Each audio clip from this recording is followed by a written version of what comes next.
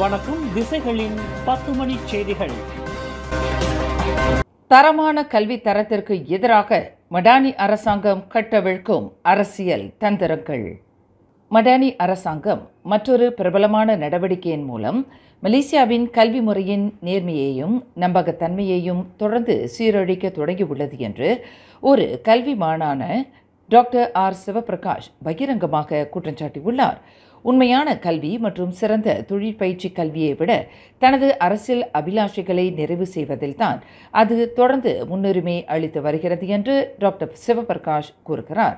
கல்வியின் தரத்தை மேம்படுத்துவதற்கும் தொழில்துறை தேவைகளை நிவர்த்தி செய்வதற்கும் தேசிய போட்டித்தன்மையை வலுப்படுத்துவதற்கும் அர்த்தமுள்ள சீர்திருத்தங்களை செயல்படுத்துவதற்கு பதிலாக அதன் நிர்வாகம் குறுக்கு வழி அணுகுமுறைகள் மற்றும் கல்வி விலக்களிப்புகளை வழங்குவதன் மூலம் அரசியல் ரீதியாக பலன் பெறுவதிலேயே குறியாக இருந்து காயை நகர்த்தி வருவதாக தெரிகிறது என்று டாக்டர் சிவபிரகாஷ் குற்றம் சாட்டுகிறார். மற்ற மாணவர்களைப் போலவே தாஃபீஸ் சமய பள்ளி மாணவர்களுக்கும் கல்வி திறனுக்கான அடிப்படை அளவுகோலாக விளங்குவது SPM கல்வியாகும். ஆனால் SPM இல்லாமலேயே தாஃபீஸ் பள்ளி மாணவர்கள் பல்கலைக்கழகங்களில் நுழைவதற்கான வாய்ப்புகளை ஏற்படுத்த அரசாங்கம் முயற்சித்து வருவதாக அண்மையில் துணை பிரதமர் டத்துஸ்ரீ அஹ்மத் ஜாஹிர் அறிவித்திருப்பது அதிர்ச்சியில் ஆழ்த்துவதாக உள்ளது என்று டாக்டர் சிவபிரகாஷ் தெரிவித்துள்ளார்.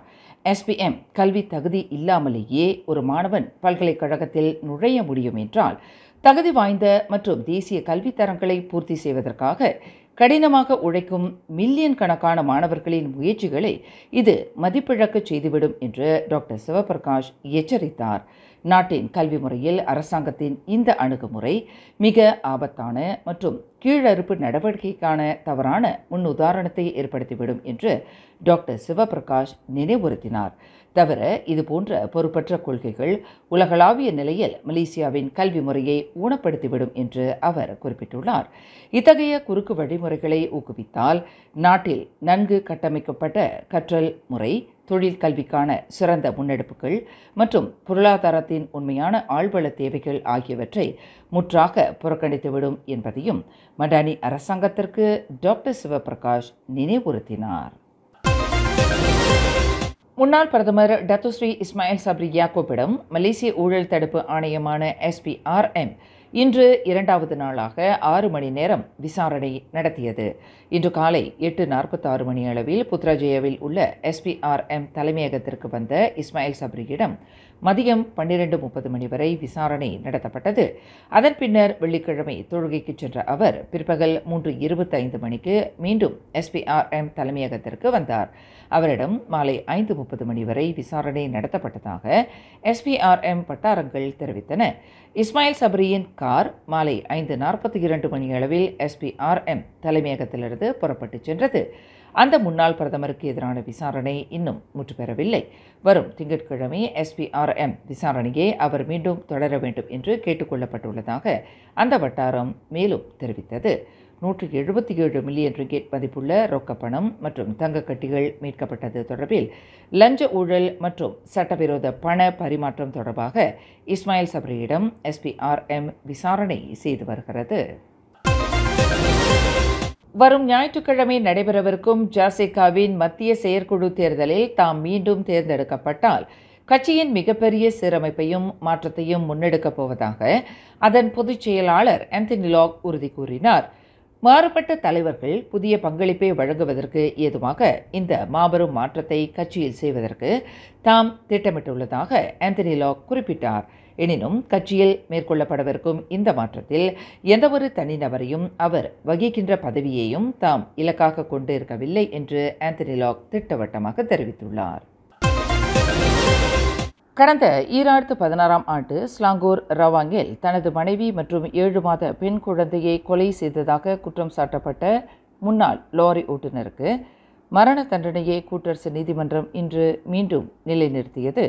சத்விந்தர் சிங் என்ற அந்த முன்னாள் லாரி ஓட்டுநரின் 39வது பிறந்த தினமான இன்று இத்தீர்ப்பு அளிக்கப்பட்டுள்ளது. டத்தோ ரோட்சாரியா பூஜாங், டத்தோ அபுபக்கர் ஜாயிஸ் மற்றும் டத்தோ அப்துல் கரீம் அப்துல் ஜாலில் ஆகியோர் அடங்கிய 3 நீதிபதிகள் குழு உயர் நீதிமன்றத்தின் தொடக்க தண்டனையை உறுதி செய்தது. சத்வேந்தர் சிங் குற்றவாளி என்பதை சுட்டிக்காட்டும் தெளிவான மற்றும் மறுக்க முடியாத சந்தர்ப்ப சூழ்நிலை சாட்சியங்கள் அவரின் தண்டனையை உறுதி செய்ய வேண்டியதாயிற்று என்று நீதிபதிகள் குழு தனது தீர்ப்பில் தெரிவித்தது. கடந்த 2016 ஆண்டு ஏப்ரல் 14 தேதி அதிகாலை 4:15 மணியளவில் தாமான் ரவாங் பர்டானா 2 ரவாங் என்ற முகவரியில் உள்ள தனது வீட்டில் தனது 34 வயது மனைவி டி கமல்ஜித் கௌர் மற்றும் தனது 7 மாத பெண் குழந்தையான இஷலின் கௌர் சந்து ஆகிய இருவரை படுக்கை அறையில் தலையணையால் மூச்சடைக்கச் செய்து மிக கொடூரமாக கொன்றதாக சத்வேந்தர் சிங் குற்றம் சாட்டப்பட்டிருந்தார். வீட்டின் கதவுகளை திறந்துவிட்டு தனது மனைவியையும் குழந்தையும் யாரோ கொன்றுவிட்டதாக நாடகமாடிய அந்த லாரி ஓட்டுநர் அவர்தான் இரட்டை கொலையை செய்துள்ளார் என்பது பின்னர் கண்டுபிடிக்கப்பட்டது. அந்த நபருக்கு கடந்த 2021 ஆண்டு ஷா ஆலம் உயர்நீதிமன்றம் மரண தண்டனை விதித்தது. நாட்டின் முன்னணி எரிசக்தி நிறுவனமான சபூரா எனர்ஜி பெர்ஹாட்டில் நிகழ்ந்திருப்பதாக கூறப்படும் மிகப்பெரிய ஊழல் தொடர்பில் மலேசிய ஊழல் தடுப்பு ஆணையமான SPRM இன்று 2 விசாரணை அறிக்கைகளை திறந்துள்ளது. அந்த நிறுவனத்தின் 2023 ஆண்டு நிதி அறிக்கை மற்றும் பண கோரல்கள் தொடர்பில் விசாரணை அறிக்கை திறக்கப்பட்டுள்ளதாக SPRM வட்டாரங்கள் தெரிவித்துள்ளன. சம்பந்தப்பட்ட நிறுவனம் தற்போது 110 கோடி ரிங்கிட் கடனை எதிர்நோக்கியுள்ளதாக கூறப்படுகிறது. இதுபோன்ற நிறுவனங்களில் நிகழ்ந்துள்ள முறைகேடுகள் குறித்து விசாரணை செய்யப்பட வேண்டுமே தவிர அவற்றை மீட்சி பெற காப்பாற்றும் நடவடிக்கையில் ஈடுபடக்கூடாது என்று பிரதமர் டத்துஸ்ரீ அன்வார் திட்டவட்டமாக தெரிவித்துள்ளார். இந்து மதத்தை இழிவுபடுத்தி வரும் சர்ச்சைக்குரிய சமய போதகரான ஜம்ரி வினோத் காளிமுத்துவிற்கு எதிராக நடவடிக்கை எடுக்கப்படவில்லை என்றால் வீதி ஆர்ப்பாட்டம் நடத்தப்படும் என்று கூறி அச்சுறுத்தியதாக கூறப்படும் சமூக ஆர்வலர் அருண் துரைசாமி புக்கிட் அமான் போலீஸ் தலைமையக விசாரணைக்கு இன்று அழைக்கப்பட்டார். ஜம்ரி வினோத் தொடர்பாக தாம் வெளியிட்ட ஒரு காணொளி குறித்து உயர் போலீஸ் அதிகாரிகள் தம்மிடம் விசாரணை நடத்தியதாக புக்கிட் அமான் போலீஸ் தலைமையக கட்டிடத்தின் வெளியே செய்தியாளர்களிடம் பேசுகையில் மலேசிய இந்து ஆகம அணி இயக்கத்தின் தலைவருமான அருண் துரைசாமி இதனை தெரிவித்தார். எனினும் வீதி ஆர்ப்பாட்டத்திற்கு இந்துக்களுக்கு தாம் அழைப்பு விடுத்தது நாட்டின் அரசியலமைப்பு சட்டம் தங்களுக்கு வழங்கியுள்ள உரிமையை அடிப்படையாக கொண்டு முன்வைக்கப்பட்ட அறைகூவலாகும் என்று அதிகாரிகளுக்கு தாம் விளக்கம் அளித்ததாக அருண் துரைசாமி குறிப்பிட்டார். மலேசியர்கள் ஒவ்வொருவரும் தங்களின் சமய சுதந்திரத்தை பேணவும் பாதுகாக்கவும் அரசியலமைப்பு சட்டம் முழு சுதந்திரத்தை வழங்கியுள்ளது. அந்த சமய சுதந்திரத்திற்கு யார் சவால் விட்டாலும் அது குறித்து விவாதிப்பதற்கும் அமைதியான முறையில் ஆட்சேப கூட்டம் நடத்துவதற்கும் சட்டம் அனுமதிக்கிறது என்பதை தாம் தெளிவாக விளக்கியிருப்பதாக அருண் துரைசாமி தெரிவித்தார். தென் தாய்லாந்து பத்தானி மயேலான் மாவட்டத்தில் இன்று காலையில் நடந்த குண்டுவெடிப்பு சம்பவத்தில் 2 போலீஸ்காரர்கள் காயம் அடைந்தனர். காலை 8:30 மணியளவில் நிகழ்ந்த இந்த சம்பவத்தில் சம்பந்தப்பட்ட போலீஸ்காரர்கள் ரோந்து பணியில் ஈடுபட்டிருந்த போது திடீரென்று குண்டு வெடித்ததாக மாவட்ட போலீஸ் தலைவர் பன்யா உத்தாப்பாவ் தெரிவித்தார். இதில் 3 மோட்டார் சைக்கிள்களும் ஒரு வாகனமும் கடுமையாக சேதமுற்றதாக அவர் குறிப்பிட்டார். மலாக்காவில் உள்ள ஓர் இடைநிலைப் பள்ளியில் இன்று காலையில் கூடைப்பந்து விளையாடிக் கொண்டிருந்த 14 வயது மாணவன் ஒருவன் திடீரென்று மயங்கி விழுந்து மாண்டதாக போலீசார் தெரிவித்தனர். அந்த மாணவன் உடனடியாக மருத்துவமனைக்கு தூக்கிச் செல்லப்பட்டு மருத்துவ பரிசோதனைக்கு உட்படுத்தப்பட்ட போது இறந்துவிட்டதாக உறுதி செய்யப்பட்டது என்று மலாக்கா தங்கா மாவட்ட போலீஸ் தலைவர் கிறிஸ்டபர் பாத்தி தெரிவித்தார். அந்த மாணவனின் இறப்பு திடீர் மரணம் என்று வகைப்படுத்தப்பட்டுள்ளதாக அவர் மேலும் கூறினார். 17th Annual Edison Awards இந்த ஆண்டிற்கான சிறந்த இசை அமைப்பாளர் வரிசையில் A.R. Rahman, Anirudh, Santhosh Narayanan, Yuvan Shankar Raja, G.V. Prakash, Shawn Roldan, Kovind Vasantha, Ghibran. உங்களுக்கு பிடித்தமான இசை அமைப்பாளரை தேர்ந்தெடுக்க edisonAwards.in வோட் பண்ணுங்க. மலேசியா டிஜிட்டல் மீடியா பார்ட்னர் திசைகள் நியூஸ்.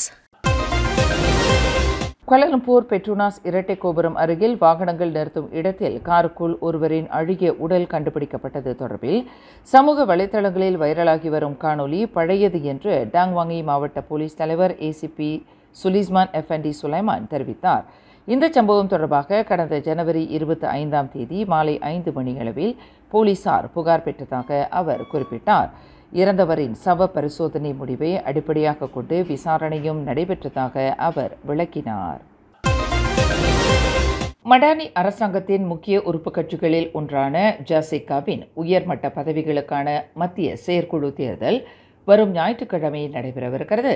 நகரி செம்பிலான் மாநிலத்தில் கடந்த 4 தவணை காலமாக ஜாசிகாவை பிரதிநிதித்து சட்டமன்ற உறுப்பினராக இருந்து வரும் மாநில ஆட்சிக்குழு உறுப்பினர் வீரப்பன் சுப்பிரமணியம் முதல் முறையாக மத்திய செயற்குழு உறுப்பினர் பதவிக்கு போட்டியிடுகிறார். ஜாசிகாவின் உயர்மட்ட பதவிகளுக்கு போட்டியிடும் இந்தியர்களில் மாநில அரசாங்கத்தை பிரதிநிதிக்கும் முக்கிய நபராக 50 வயதுடைய வீரப்பன் பார்க்கப்படுகிறார். தம்பின் புக்கிட் ரோக்கன் ஃபெல்டா நிலக்குடியேற்றவாசியின் மகனான வீரப்பன் தொழில் ரீதியாக ஒரு வழக்கறிஞர் ஆவார். 2 தவணை காலம் நகரி செம்பிலான் மாநில ஆட்சிக்குழு உறுப்பினராக இருந்து வரும் வீரப்பன் ஜாசிகாவில் மத்திய செயற்குழுவில் தேர்ந்தெடுக்கப்படுவது மிக முக்கியமான ஒன்றாகும். இந்தியர்களின் நலன் சார்ந்த விவகாரங்கள் மற்றும் தமிழ் பள்ளிகள் உட்பட சமுதாயத்தின் அடிமட்ட பிரச்சினைகள் தேவைகள் குறித்த கேள்வி எழுப்புவதிலும் குரல் கொடுப்பதிலும் தன் நிகரற்றவர்களாக விளங்கிய காலஞ்சென்ற வி டேவிட், பி பட்டு போன்றவர்கள் கோலோச்சிய ஜாசிகாவில் அவர்களின் பாணியிலேயே இன்றும் போராடி வருகின்றவர்களில் வீரப்பனும் ஒருவர் ஆவார். தான் சார்ந்த ரிப்பா சட்டமன்ற தொகுதி மட்டுமின்றி நகரி செம்பிலான் மாநிலத்தில் உள்ள தமிழ் பள்ளிகள், கோயில்கள் உட்பட சமுதாய பிரச்சினைகளை துணித்து குரல் கொடுத்து அதற்கு நிவாரணம் தேடி வரும் வீரப்பன் போன்றவர்கள் ஜாசிகாவின் மத்திய செயலவையில் இருந்தால் மட்டுமே ஒட்டுமொத்த இந்தியர்களின் பிரச்சினையை கட்சியின் மேல்மட்டத்திற்கு கொண்டு வர முடியும், தீர்வு காண இயலும் என்பது அடிமட்ட உறுப்பினர்களின் எதிர்பார்ப்பாகும். ஜாசிகாவின் பொதுச் செயலாளர் ஆந்தனி லாக்கினால் கடந்த 2004ஆம் ஆண்டில் அரசியலுக்கு கொண்டு வரப்பட்டவர் வீரப்பன் ஆவார். ஆந்தனி லாக்கின் அபிமானத்தை பெற்று அவருடன் அணுக்கமாக தொடர்பு வைத்திருக்கும் வீரப்பன் போன்றவர்கள் கட்சியின் உயர்மட்ட பதவிகளுக்கு, குறிப்பாக மத்திய செயலவைக்கு தேர்வு செய்யப்பட்டால் மேலும் ஆக்கப்பூர்வமான முறையில் அவரால் சிறந்த சேவையை வழங்க முடியும் என்பது கட்சியின் அடிமட்ட உறுப்பினர்களின் எதிர்பார்ப்பாகும். அந்த வகையில் மத்திய செயலவையின் வேட்பாளராக 62வது எண்ணை பெற்றிருக்கும் வீரப்பனின் வெற்றியை உறுதி செய்வதற்காக அவரின் ஆதரவாளர்கள் தற்போது தீவிர பிரச்சாரத்தை முன்னெடுத்துள்ளனர்.